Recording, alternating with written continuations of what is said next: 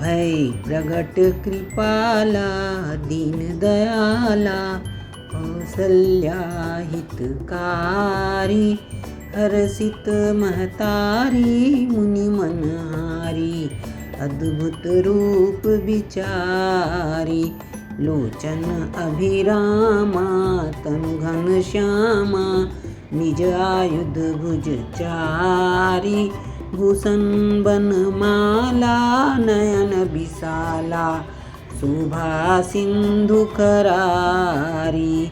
तीनों पर दया करने वाले कौशल्या जी के हितकाली कृपालु प्रभु प्रकट हुए। मुनियों के मन को हरने वाले उनके अद्भुत रूप का विचार करके माता हर्ष से भर गईं। नेत्रों में आनंद देने वाले मेघ के समान श्याम शरीर था। चारों भुजाओं में अपने खास आयुध थे। आभूषण और वनमाला पहने थे जो दिव्य थे। बड़े बड़े नेत्र थे। इस प्रकार शोभा के समुद्र तथा खर राक्षस के मारने वाले भगवान प्रकट हुए।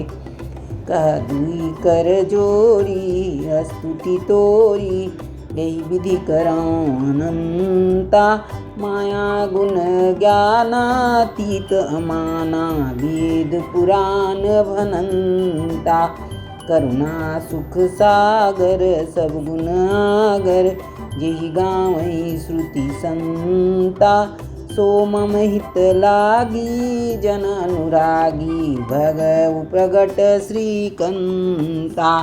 दोनों हाथ जोड़कर माता कहने लगी, हे अनंत, मैं किस प्रकार तुम्हारी स्तुति करूं। वेद और पुराण तुमको माया गुण और ज्ञान से परे परिमाण रहित बतलाते हैं। श्रुतियाँ और संतजन दया और सुख का समुद्र तथा सब गुणों का धाम कहकर जिसका गान करते हैं वही भक्तों पर प्रेम करने वाले लक्ष्मीपति भगवान मेरे कल्याण के लिए प्रकट हुए हैं।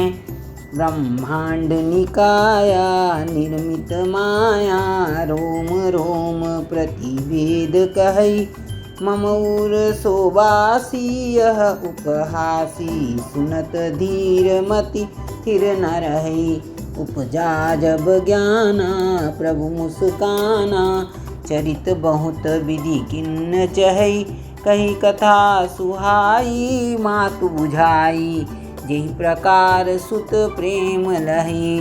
वेद कहते हैं कि तुम्हारे प्रत्येक रोम में माया से रचे हुए अनेकों ब्रह्मांडों के समूह भरे हैं। वे तुम मेरे गर्भ में रहे। इस हंसी की बात को सुनने पर धीर विवेकी पुरुषों की बुद्धि स्थिर नहीं रह सकती, विचलित हो जाएगी।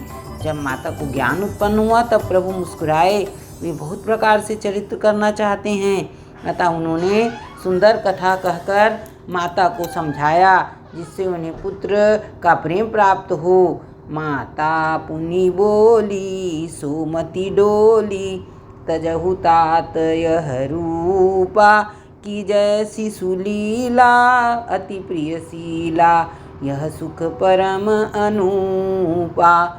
सुनी बचन सुजाना रोदन ठाना होई बालक सुर भूपा यह चरित जो गावही हरिपद पावही तेन परहि भवकूपा। माता की वह बुद्धि बदल गई। तब वह फिर बोली, हे तात, यह रूप छोड़कर अत्यंत प्रिय बाल लीला करो, यह सुख परम अनुपम होगा। माता का यह वचन सुनकर देवताओं के स्वामी सुजान भगवान ने बालक का रूप लेकर रोना शुरू कर दिया। तुलसीदास जी कहते हैं, जो इस चरित्र का गान करते हैं वे श्रीहरि का पद पाते हैं और फिर संसार रूपी कूप में नहीं गिरते।